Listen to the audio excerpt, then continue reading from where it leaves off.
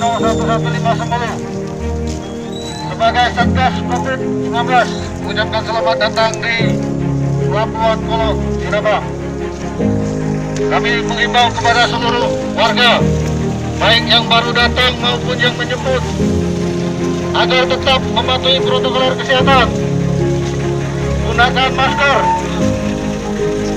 menjaga jarak, dan cuci tangan yang sudah disediakan.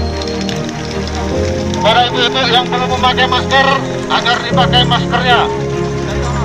Mari kita bekerja sama untuk memutus mata rantai penyebaran virus COVID-19 di Kabupaten Sumelu ini. Atas kerjasamanya kami ucapkan terima kasih. Assalamualaikum warahmatullahi wabarakatuh.